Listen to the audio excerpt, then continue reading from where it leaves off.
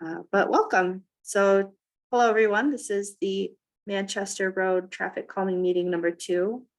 On behalf of the City of Ann Arbor, I'd just like to thank you all for joining us in this opportunity to engage with you, to discuss traffic calming, especially on this street. I know that there are a variety of concerns that we have here. So, these traffic calming projects, they really heavily rely on resident feedback.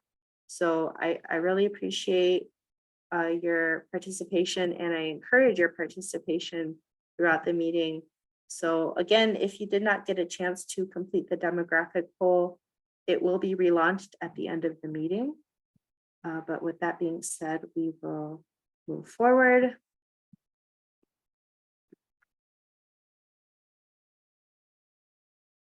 So it's been a couple of months since our last meeting. We might have some new attendees that weren't able to join the meeting last time. I know there were some technical issues which unfortunately prevented some people from joining, but we'll just go through some introductions. The Manchester Road Traffic Calming Project Team, it's a partnership between the City of Ann Arbor and Wade Trim. Wade Trim is an engineering firm here in Southeast Michigan. We've been contracted by the city to assist with their traffic calming projects, and this includes design work, project management, and hosting these public meetings, as well as sending out communication. So you've probably gotten envelopes with traffic calming information from Wade Trim. So the team on Wade Trim's end includes myself, my name's Christy, Lori Pollock, and Chris Wall. And then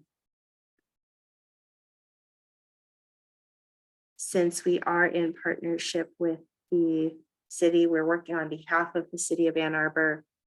We've been working very closely with the city's engineering staff. So Andrea Wright is an engineering analyst for the city.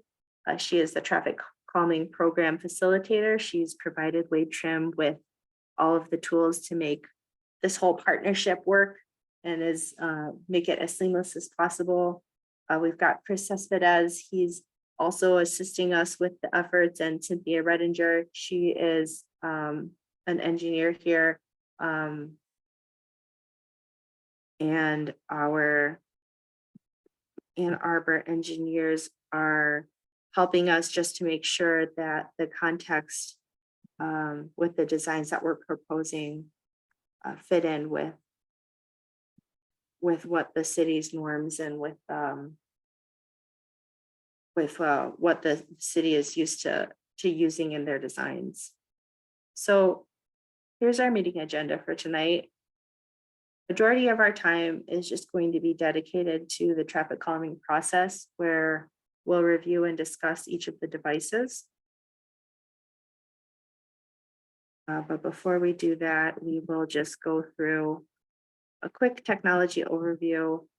So I don't see anyone on here who is joining from a phone, but so just a quick overview.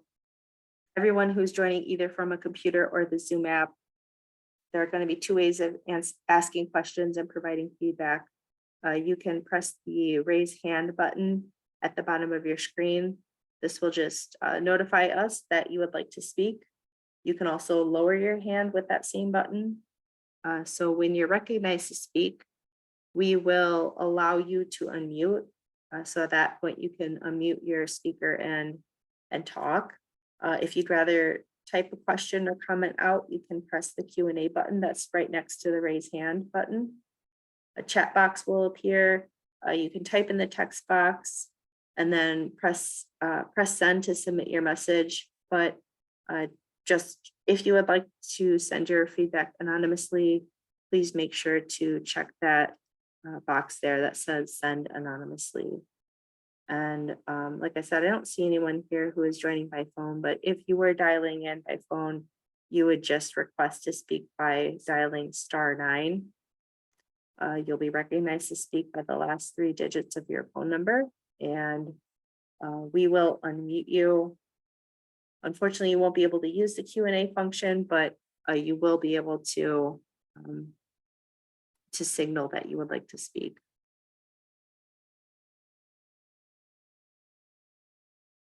And then there will be multiple points throughout the presentation where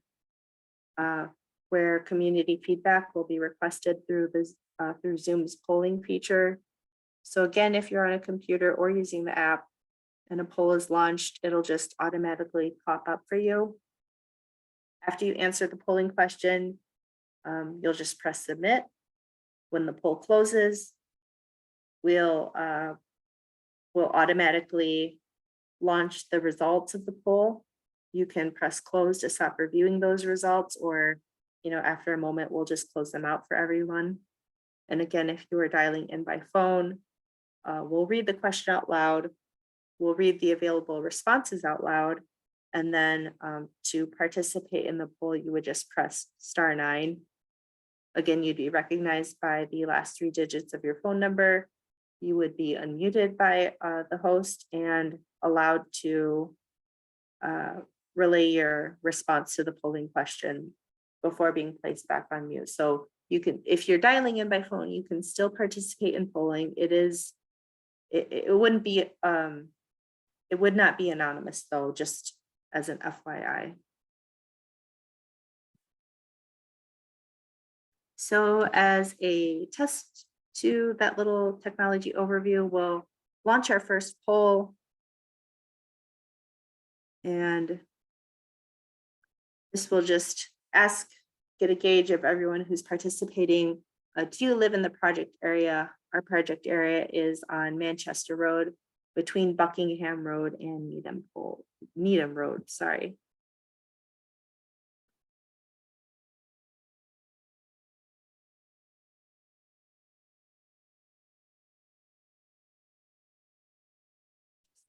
A moment or so for us to finish that up.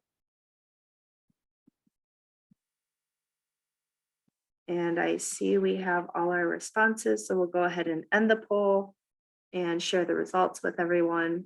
It looks like everyone who is attending tonight is a resident, so that's really great. It's important that we get feedback directly from people who are involved in or impacted by this project. And we will move forward.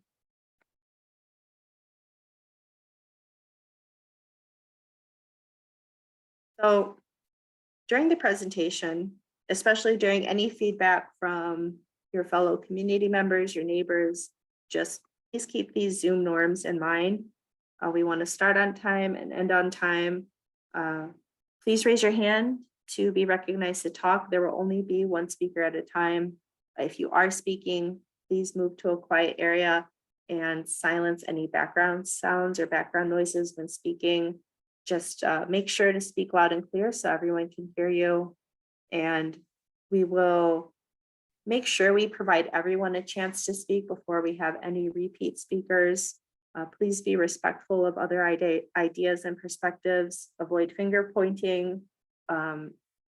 Differentiate between I know and I think. That's really important in some of these discussions. And then lastly, any inappropriate written and or verbal comment or language, including personal attacks and accusations, will just flat out result in the attendee being removed from the meeting. So all that being said, I think everyone for the most part is usually pretty acclimated to the Zoom meeting norms by now. But if there's anything I've missed, I will take a breath. I will pause here.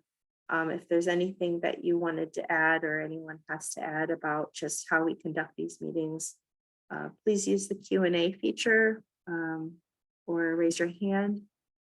And I'll take a moment here before we move forward.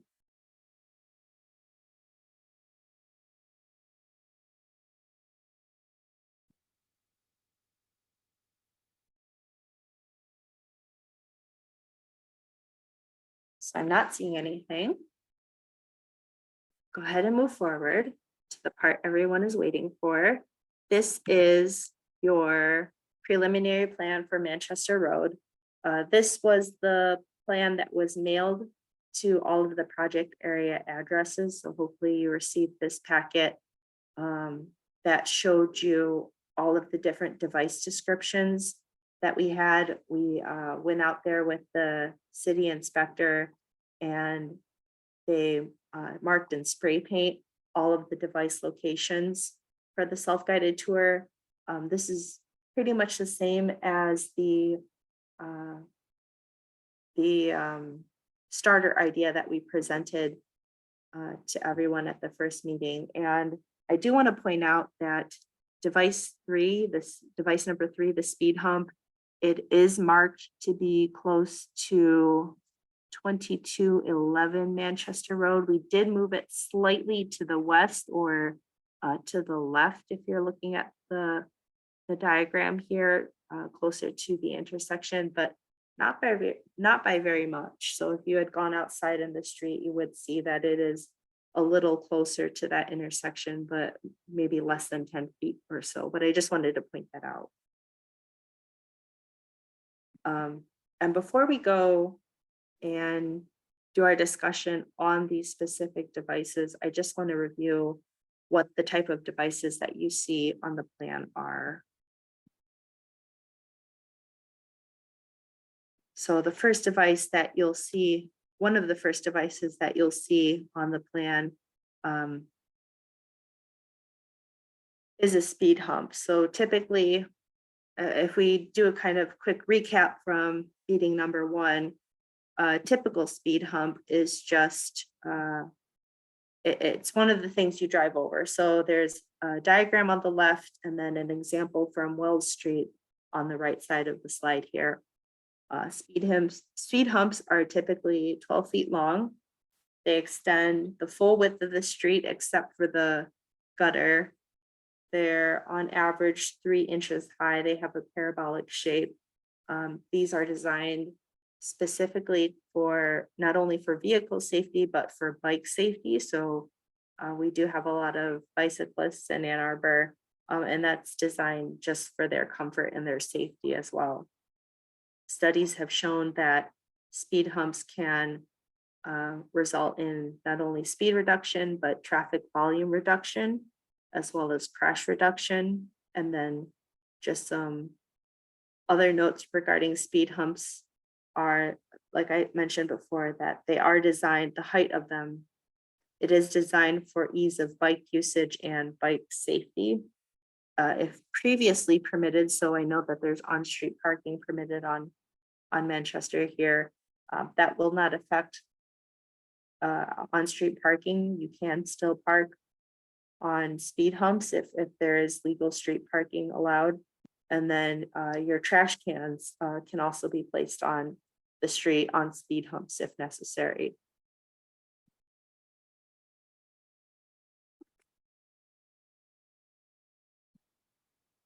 Then the other device that we'll see in our plan when we go device by device is a raised crosswalk.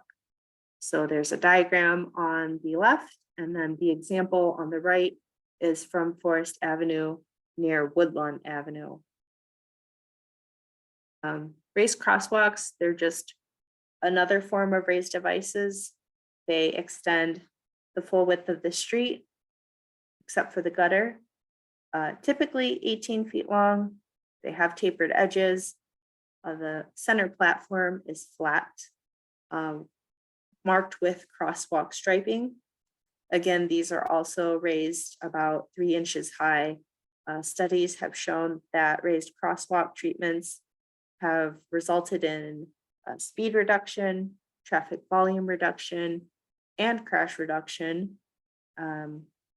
Just some notes regarding raised crosswalks. They are designed to increase pedestrian visibility. Their installation must be compliant with ADA standards, American Disabilities Act standards, and parking on a crosswalk, it's illegal, raised or not. So, you know, it wouldn't impact anything with parking. So these are the 2 devices that we'll see in our preliminary plan. I'll launch another poll here, or I'm sorry, I'll pause here. If there are any questions just about speed humps or raised crosswalks. Again, I'll pause if you have any questions. Raise your hand or use the Q&A feature. But after this, we'll just go forward with device by device. So I do see I have a hand raised. Megan, if you'd like to unmute, you can go ahead. Hey, I'm Megan. I live at 2237 Needham, at the corner of Manchester and Needham. And I just wanted to say first, thank you so much for working on this for our neighborhood. And secondly, although, you know, I think there's a lot of excitement that something is moving forward, but at the same time, I believe there might be a little bit of disappointment that with, I guess, the specs of our street that we're kind of limited to just speed humps rather than some of the other options that are out there. I guess one thing, I think my husband sent a question in about this too. If we are limited to just speed humps, if you had taken a look at the intersection speed humps, I believe they said that they were on the lower side, kind of like a crosswalk. Just because, you know, if we are limited to just speed humps, being able to connect what we are able to do here with what has been done up at Independence and Manchester with the stop sign, I think would be, I think, might be appreciated because there's still a lot of speed that comes out of our little hollow here, heading south on Needham and also coming down the street. And it might help kind of connect things a little bit more if we are kind of limited in our options. So anyways, just a thought, and that's it. Oh, thank you, Megan. No, thank you. Pulling up. So before we move forward, I think that this project area does get a bit constrained because the project area was only defined as Manchester between Needham and Buckingham. So to connect to Independence, we might not be able to get a full picture of devices. We definitely want to try to capture what the traffic is doing from Independence, but the extent of devices that we're able to apply to the street are only between what was defined as the project area by the petitioner.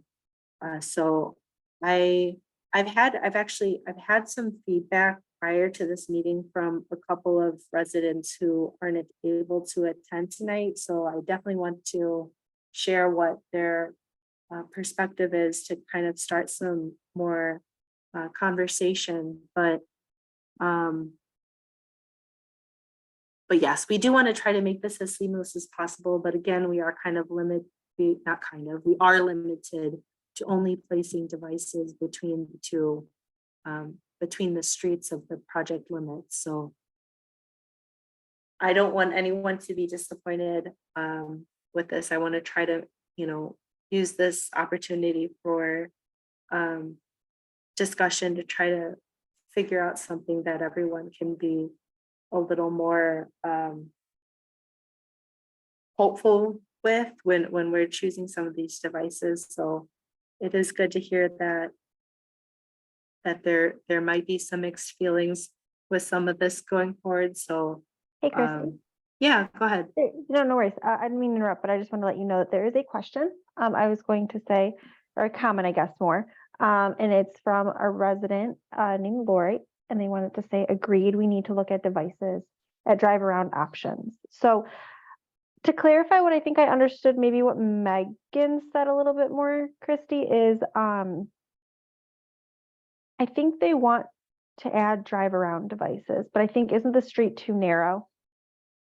Yes, with based on, based on the fire department, the city of Ann Arbor Fire Department's restrictions, we have to leave 20 feet of roadway unobscured. This is not the only project that faces that challenge, but this project, the street width in Manchester is fairly narrow and it kind of leads us to rule out some of those drive around options. I'm But I not- see, Oh, yep, and I do see Lori, and I just want to add one more point to drive home your point, Christy. So I'm not sure if Christy shared this in the first meeting. I'm pretty confident she did, but I want to make sure that I reiterate it here from the program facilitator. The fire marshal has veto power. So even if we propose something here and you all vote that you want it, they have the opportunity to veto it, and it means it will not go any further. So before, with the first starter idea that was presented, that had gone through the fire marshal first. So he was comfortable with what that had on it, based off of all the parameters that he gives us. So Christy is putting forth the best options she can in this conversation that the fire marshal would not veto. So I just want to put that on the record, let you all hear that, and maybe why we aren't doing more when we keep hearing that you want more. So Christy, I'll let you take Lori's question next. oh, thank you, Andrea. Lori, yes, I see you have your hand raised. If you'd like to unmute, you can go ahead. Hi, thank you. So Lori Alexander, 2270 Manchester. Again, I second Megan's appreciation for all the work to help us solve the problem. We really do have a fast traffic problem on our street.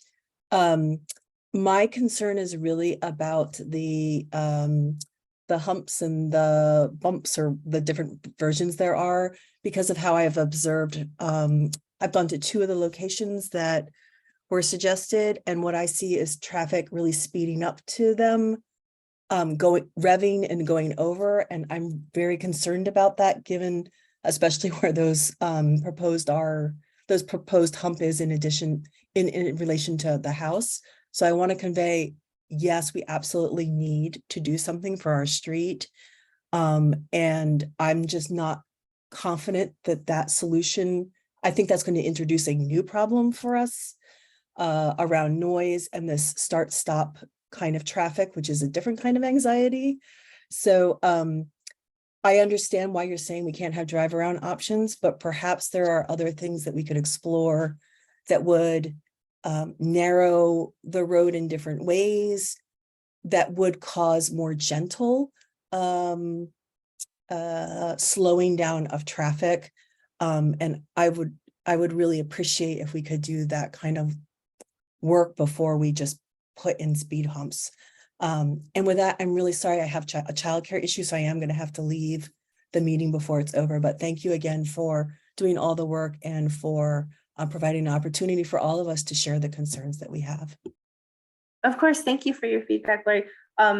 If we don't get to do more in-depth discussion, I will just throw it out there that this meeting is recorded.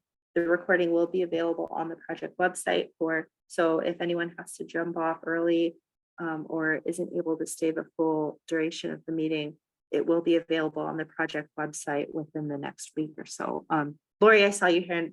Oh yeah, I just wanted to share, I also really wanted to convey that the raised crosswalk, that's great. And so I just wanted to make sure that wasn't confused with the humps. I think we should do the raised crosswalk. Oh, So, thank you. Yeah. okay, thanks. Christy, I want to provide some more information for you, information ahead. you may not know, and that the residents, including Lori, I wish you could hear this one. So the installation of the ones surrounding that were listed, maybe like off of Independence or places like that, they were older installations. We take a new approach now of making sure that the devices installed are between the certain thresholds of space. I think it's like, what is it, like 200, Christy, 250, and no more than like 500 feet apart. That allows for drivers to not get that, a term that people like to use is speed spiking between device installations. So Yes. I just want to put that out there. That is something that as this program has developed and we've heard concerns of residents, that has been looked at, and there are guidelines on that as far up as like FHWA and the ITE, if I remember correctly. So just throwing that out there, Christy, and I'll let you continue moving on. Thank you, Andrea. Yes, so I won't pick too much at what is covered in the first meeting, but just a quick overview of traffic calming devices. Not only do we look at the type of device that we're installing, but we're looking at the spacing of the devices. The most effective way that we can implement traffic calming in an area is spacing our devices so that Andrea has said we avoid speed spiking in between them. So we don't want devices so far apart that people have the opportunity, or drivers have the opportunity to speed up in between those devices. But we also don't want to place devices too close together that people are going below what the posted speed limit is supposed to be, because that in itself can create additional safety issues. Before we move forward with the next slide, or I'll just go ahead and put the next slide up there, but I will also mention that on-street parking is permitted on Manchester, as I'm sure all residents are aware of, but on-street parking is technically a traffic calming measure in of itself, because it gives the impression of a more narrow roadway. So where it gives enough space for traffic to flow up and down Manchester, but with those parked cars on the side, it does give us one of those devices that we typically drive around. So there's already a little bit of traffic calming on this street, but we want to see what we can do to enhance that. So our first device, as we've discussed, is a speed hump here on Manchester Road. Because we're limited with the devices that we can place, this is a very short, a very small segment of roadway to work with. Andrea stated it before, but 200 feet is basically the minimum that the city and our guidance from the FHWA and ITE provides for us as how far apart we can space devices. So 200 feet is pretty much as close as we can put these devices together. So with kind of eliminating a lot of those drive around devices, although we do have on-street parking there to assist us, we're pretty much left with the devices that we can drive over. And I know that there were a handful of additional devices that we can drive over in the guidebook that's provided with the traffic calming program. But again, with the fire marshal, the City of Ann Arbor Fire Marshal's veto power, they do not want us to have anything that would obstruct their emergency vehicles or obstruct any kind of emergency response that may be needed on a given street. So speed humps, raised crosswalks, speed tables, I believe those might have been the only options that we were left with for traffic calming on this street. So the only existing crosswalk we have as of now is on Nottingham Road at that intersection. So just to kind of complement that device, we've proposed speed humps, because I know there are curves. There are both curves vertically and curves horizontally. So we had chosen the speed hump here to help mitigate some of that traffic that comes from Independence. Typically you see drivers slowing down through the curve, but once you have a more even roadway, that's where your opportunity to pick up speed is. So that's why we placed the speed hump in this area. Again, speed humps have shown in previous, in other studies to show speed reduction, traffic volume reduction, crash reduction. Just to keep in mind that the speed humps the city of Ann Arbor uses are a maximum of 3 inches high. They're tapered at both ends. That way, they're not only safe for vehicles to drive over, but they're safe for bicyclists to travel over. And if there's any additional context or conversation we might want to have at the location here. So this is between Buckingham and Nottingham Road. I'll just pause here for some opportunity for more discussion. Maybe if you want to raise your hand or use the Q&A, go ahead.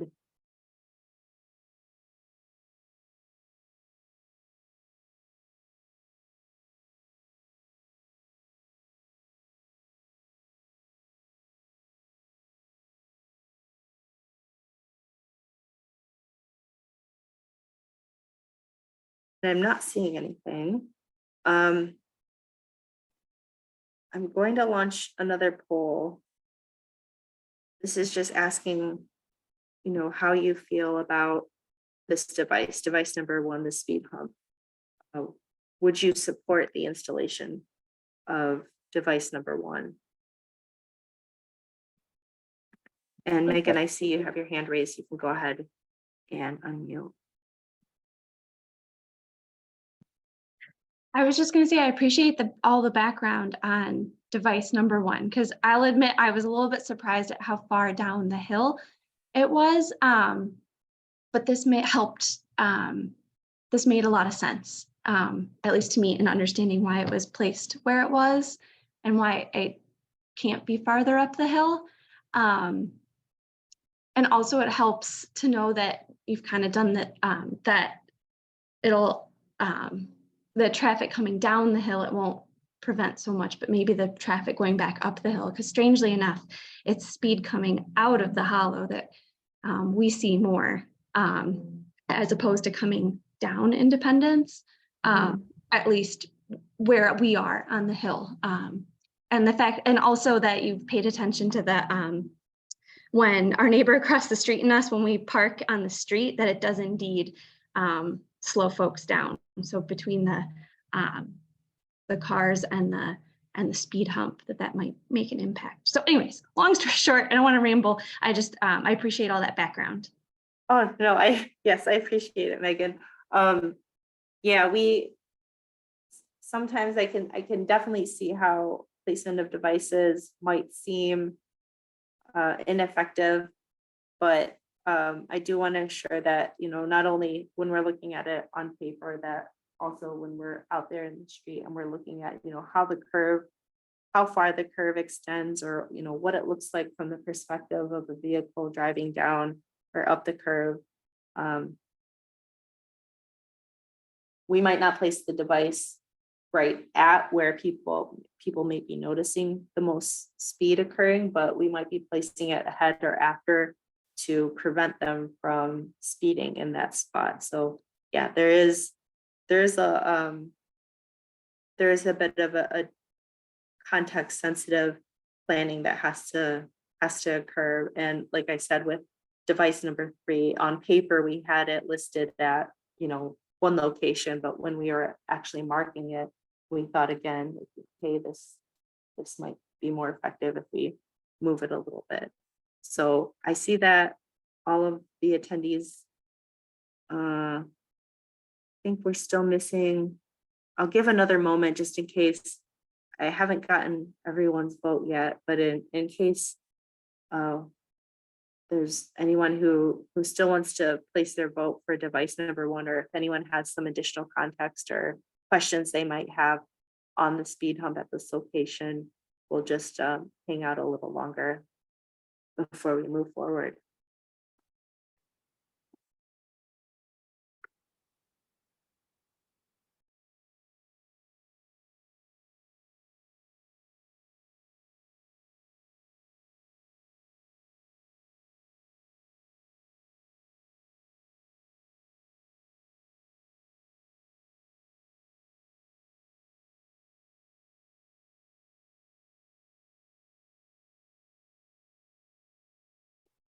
Go ahead, Megan. I see we have your hand Oh, raised. I just wanted to say too that I like to talk. So I just felt like I would jump in, but just because I helped do the signatures and stuff doesn't mean that I'm like have to have it one way or another, or what. I hope that my neighbors all feel open and welcome to um to to express their opinions one way or another. Just because I'm talking and I helped collect the signatures doesn't mean that I'm driving the bus or anything like that. So I hope all my neighbors um, feel good about this. Oh, thank you, Megan. Yeah, I definitely want to emphasize for anyone who's attending the meeting today. And like I said, I had a couple residents who had reached out prior to the meeting who weren't able to attend, but anyone who's here tonight, please feel free. We do have anonymous options if you would prefer to type out questions, or if you do want to speak or have questions, please feel free. This is an opportunity for us to make sure that we're tweaking the design so it can fit as many people's needs as possible, with the overarching goal of calming the traffic on Manchester Road. So I'll go ahead and close the poll and share the results here. We're still split on this device here, and that's fine. If there's any additional comment that anyone would like to make, either during the meeting or afterwards, please, I hope you feel comfortable to. I'll have my contact information posted at the end of this presentation, but so we are split on how we feel about the speed hump at device number 1, speed hump. Whether or not it's just the device in general or its location, that would be helpful to know. But we'll go forward and we'll pull up device number 2. And this one is a raised crosswalk. So I have had a couple of residents who called in and they specifically wanted to emphasize their support for device number 2. So there is already a crosswalk at Nottingham Road. What we're proposing is to raise it, just like you would a speed hump. It would be a raised device. It would be something drivers would have to maneuver over. What this does is it highlights the fact that there is a pedestrian crossing, that there is a place here for people on foot or people in strollers or people in wheelchairs that would be crossing. So those additional pavement markings are helpful to highlight their visibility, especially people who may be of a shorter height, like children. That's also another point of safety for a raised crosswalk. So this location was just chosen to emphasize the existing pedestrian access at the crosswalk. It also ensures that we're consistent with our devices throughout the project area.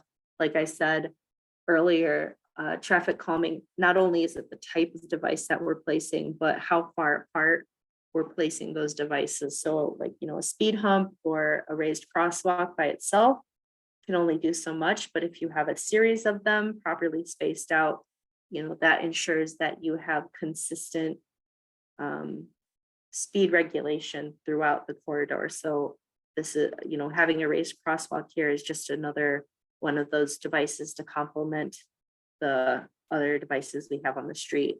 Another recap: speed studies of streets with raised crosswalk treatments, they've shown speed reduction, traffic volume reduction, crash reduction. I know that there was a concern earlier about how there has been traffic calming implemented in surrounding neighborhoods, and traffic is, people are observing that traffic is just naturally moving over here because maybe people want to avoid the devices that are on other streets. So, having these devices has shown in traffic volume reduction. Just another some other notes regarding raised crosswalks. They, like I said, they increase pedestrian visibility. Any installation of a raised crosswalk has to be compliant with the American Disabilities Act or ADA standards. And then parking on a crosswalk, it's illegal, raised or not. So we're not interrupting any existing on-street parking. But definitely highlighting the fact that there are pedestrians in this area. So again, I'll just pause if there's any questions people may have about this device, this location. The raised crosswalks in general. I'll just pause here, and when we do move forward, it'll just be another full question, how we feel about the device specifically here.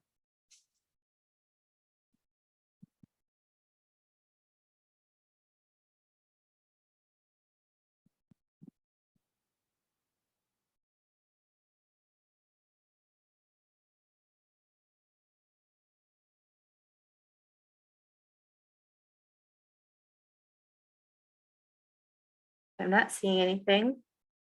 Just move forward and launch the poll, asking, do you support device number 2, that is the raised crosswalk there on Nottingham Road? So I'll give a moment for everyone to answer that one.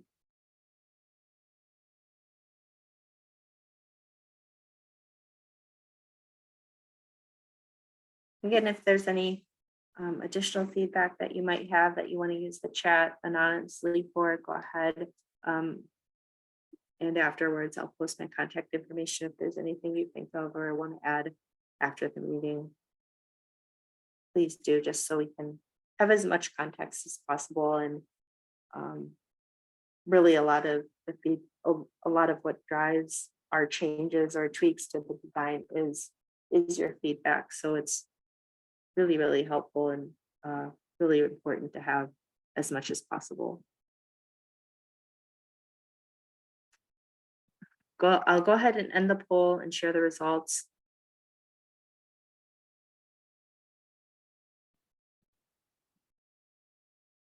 So we still have maybe some mixed feelings on the device. Again, I'm not sure if that's devices in general or specifically with this device, but it seems that maybe majority does support. And like I said, I did have some additional feedback provided prior to the meeting from residents who couldn't attend that emphasized they supported the raised crosswalk. So moving forward, our last device that we have on this project area is another speed hump. So again, the location of this originally was, in between 2440 and 2211. But when we were out in the street getting ready to mark things, we realized that it would be more effective if we had moved the speed hump in a more flat stretch of road. So we're still kind of at an incline or a slope here where you see on the photo or on the aerial view. So we did move it a little to the left, but it's still clear of driveways. But we wanted to make sure that speed hump was in a more flat area of roadway.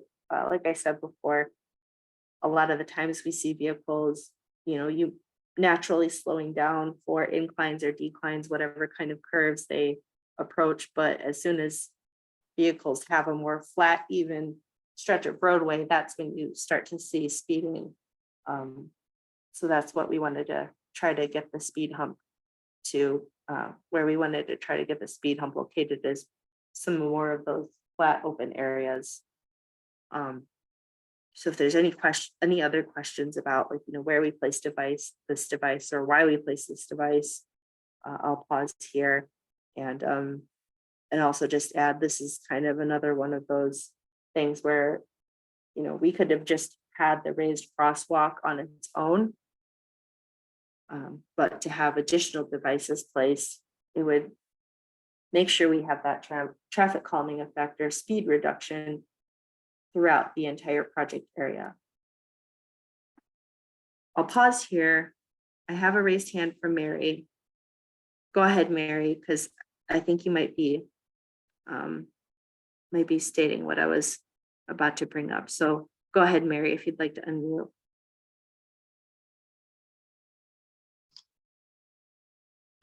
I live at 2218 Manchester, and you're talking about that you moved it. I look out my window, I can't tell. It looks like it is exactly where it was when it first went up. But my concern is, and I've lived here a long time, and I've seen icy roads in the winter and cars coming up this hill and having trouble. And it's just about exactly at the spot where you have that placed.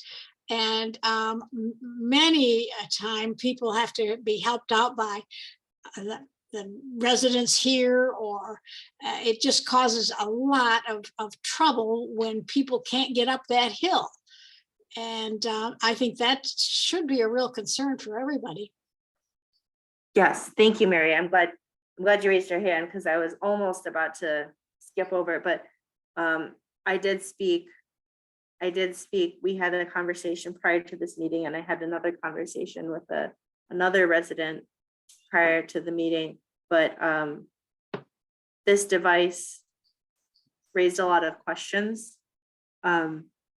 Just being here in general on this incline, just, this would be something that would be year round. It wouldn't just be during the summer or when the weather is nice, but it would also be there when the roads might be icy or wet. And from your experience of living and seeing the traffic on the street every day, there's concern with vehicles being, already having a difficult time on this particular hill, but then adding this device might be an additional challenge. So I know that it was expressed maybe to not have this device at all, which in that case, I will say that would not necessarily disrupt the effects of the raised crosswalk or the device number 1 speed hump. We, because we have a hill here, we already see some natural, the behavior to naturally slow down for that hill, but that wouldn't necessarily disrupt the effects of the raised crosswalk that we have. And I know there was also a concern about the spacing between the two devices being pretty close together. I will say with that, by our standards that we're using, it would not be too close in terms of the goal of 25 miles an hour. But I know with the incline that we're at here, there are some additional challenges. So I know that it was proposed to just not have this device at all. I do see a question asking if these polls are the final votes for this plan. They are not. This is just to kind of help us finalize these polls and the previous meeting's poll and any other feedback that I get in or outside of this meeting. These are all to help us finalize the plan. I'll discuss the next steps after this, but just know this polling that we're doing tonight is not like a final say. So I will just throw that out there. But with this specific device number 3 speed hump, it was requested that we propose not having this device at all. So I did want to just let people know what the outcome of that would be. So Mary, I see that you might have something you want to add, you can go ahead. Oh, okay, thank you. I personally, that would definitely be my vote, is not to have it at all, because everybody in the neighborhood coming up Manchester toward Washtenaw is going to be hindered by this, and that means you have to go out your driveway and go toward Packard area, and that's quite a ways out of your way. Or the other thing is you have to then go through the rest of the neighborhoods, and when it's snowy and icy and it could really be a problem if people had like appointments or getting to work or needing to get out in a reasonable amount of time. That could be a real problem. I personally would much prefer it if there wasn't a speed hump there at all. I do think that natural hill and the fact that people can't see all that well, it slows them down coming up and down that particular section of the road. And thank you for listening. Of course, no, like I had, like I've said before, this feedback is really helpful, like for like the context, like I don't live on the street personally.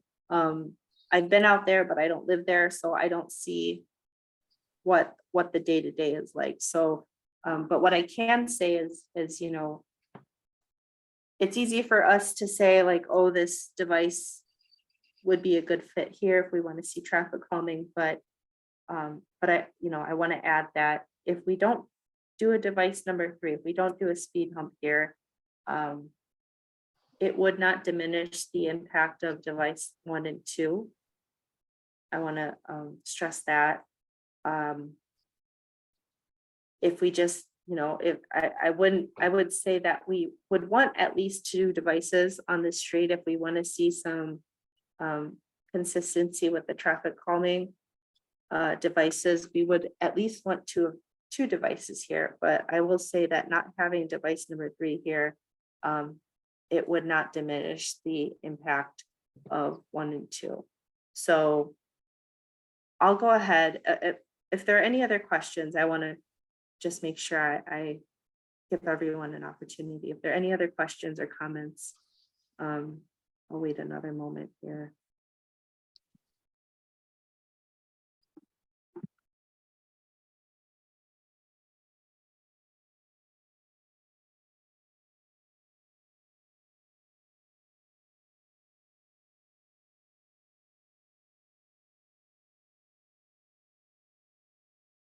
And I'm not seeing anything. So we're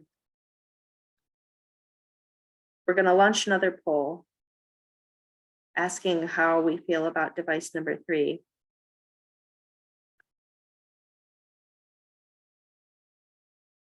Again, I will say device number 3, it would be typical for us to have, you know, devices throughout the project area just to make sure that, you know, we're extending the effective traffic calming throughout the street. Given the hill here, given the difficulties that drivers may face with the winter weather, it not having device number 3 would not ruin the other devices.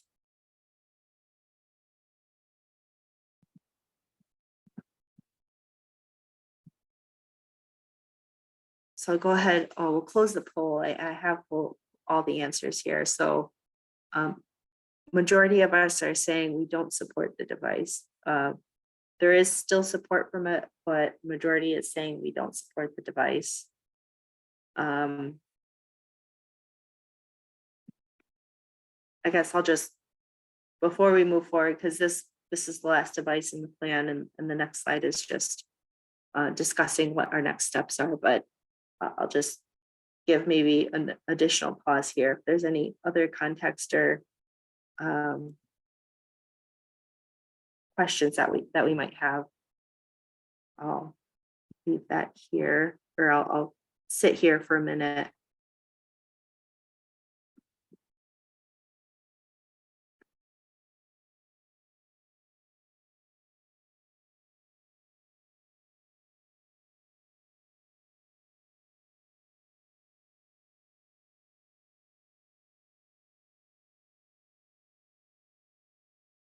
And I'm not seeing anything, so we'll go ahead and close that out of the way. So, you know, those were just the 3 devices that we had planned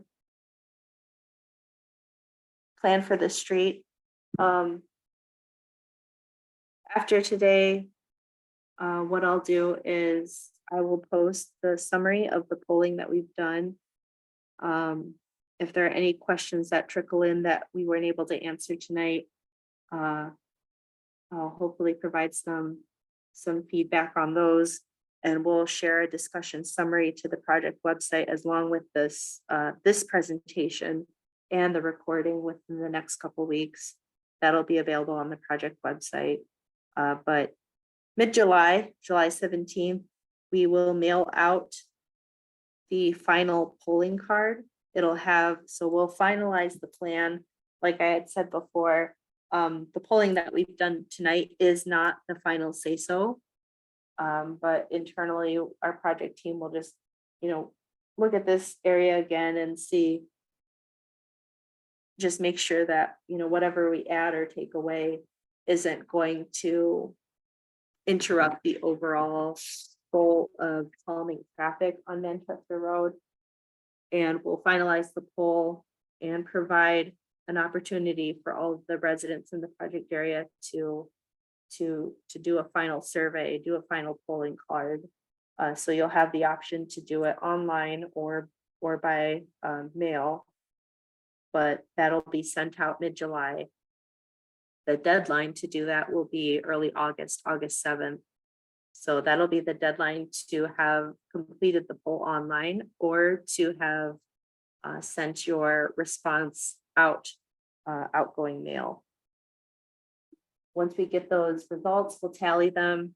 The requirement for this as stated in this program is that for all of the people who participate in that final poll, we need more than 50% to support the final plan. So, if only 4 people reply to the poll and it's 50-50, yes, no, I support, yes, I support, no, I just don't support, the final plan unfortunately cannot move forward. We would need, of the people who respond to the poll, more than 50% of them to support it for it to move forward.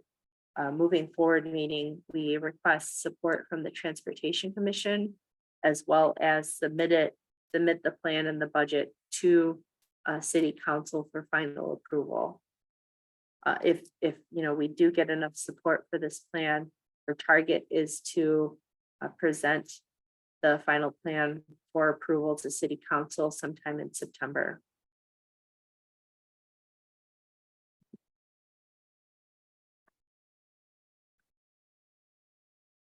And then here is some project information and contact information. That's a phone number that you can call me at, or leave a message. If I'm not able to answer right away, I'll get back to you if you have any questions. That's my email address.